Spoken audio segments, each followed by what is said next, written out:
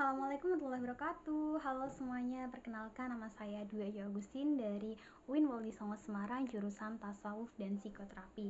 Nah, pada video kali ini saya akan membahas mengenai konsep maqamat wal ahwal Ibnu Qayyim al-Jauziyah.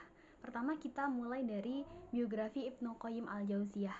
Jadi, nama lengkap dari Ibnu Qayyim adalah Muhammad bin Abi Bakar bin Ayyub bin Sa'ad bin Haris bin Maki Zaiduddin al-Zuri al-Dimashqi al-Hanbali yang terkenal dengan Syams al-Din Abu Abdillah dan Ibnu Qayyim al-Jauziyah.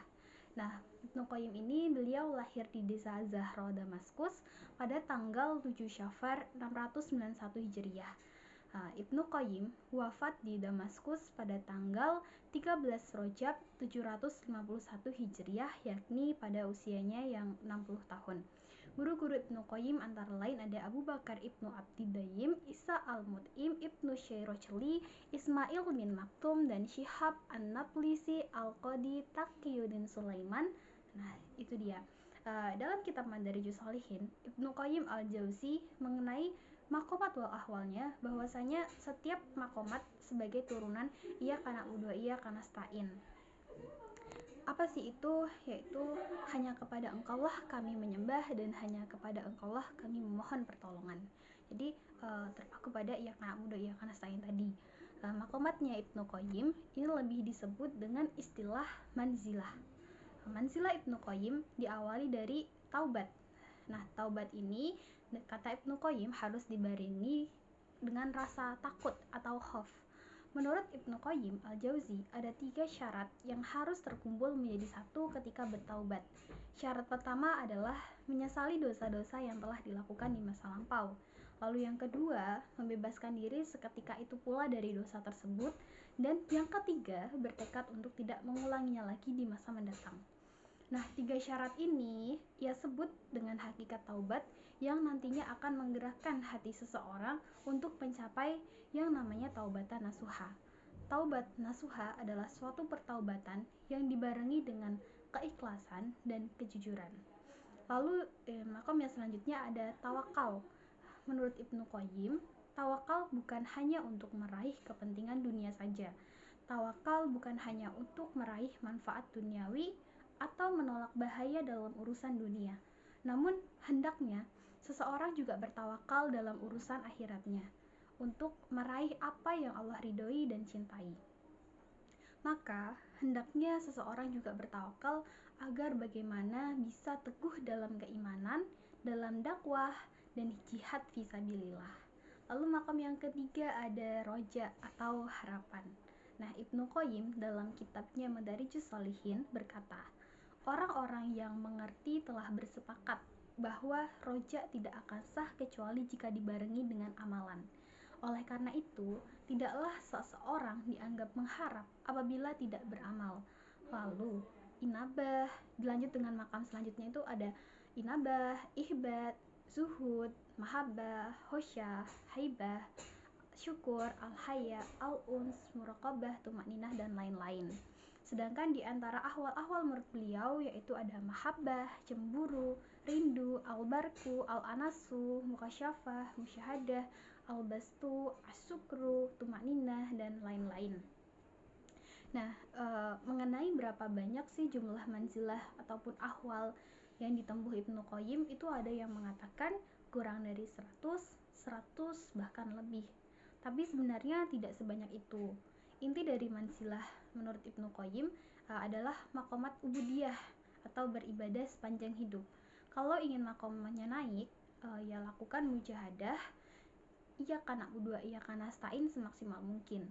Meskipun sudah mencapai manzilah yang puncak, tetap harus ubudiyah atau ibadah. Karena kalau tidak, ia termasuk dalam golongan kafir zindik. Nah, konsep manzilah Ibnu Qayyim ini kan menekankan pada ibadah sepanjang hidup atau ubudiyah. Nah, ubudiyah ini sendiri dibagi menjadi 2 golongan, yaitu golongan am atau umum dan golongan khos. Golongan am adalah ibadahnya penduduk langit dan bumi, sedangkan golongan khos yaitu ibadahnya tertentu, contohnya para sufi.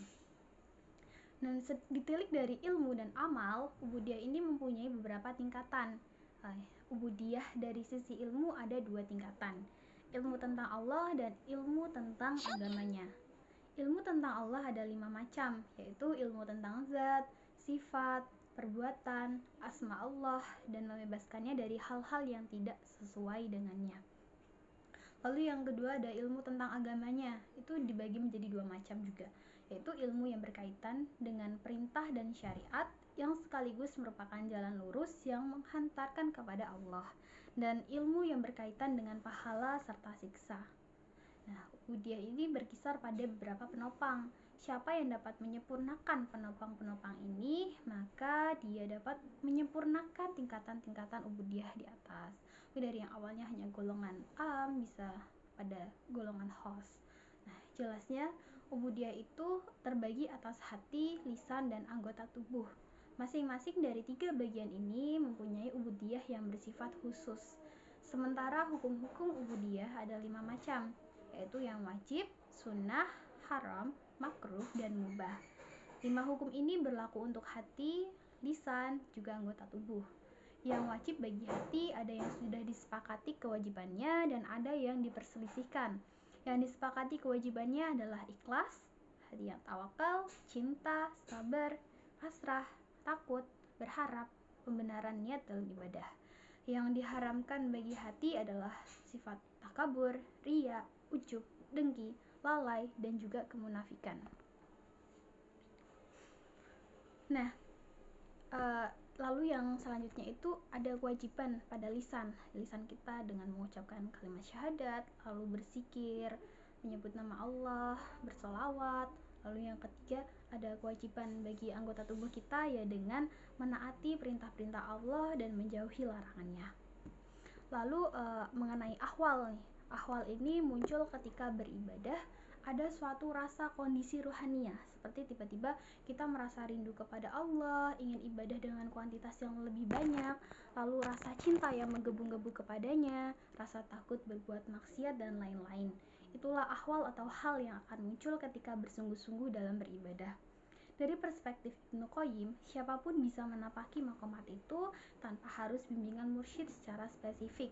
Karena maqamat di sini ditekankan pada penghambaan sepanjang hidup atau ubudiyah tadi, yang mana itu bisa dilakukan secara personal, tidak harus dibimbing mursyid secara spesifik seperti ketika masuki tarekat. Nah, mungkin cukup sekian pemaparan materi dari saya. Kurang lebihnya mohon maaf. Wassalamualaikum warahmatullahi wabarakatuh.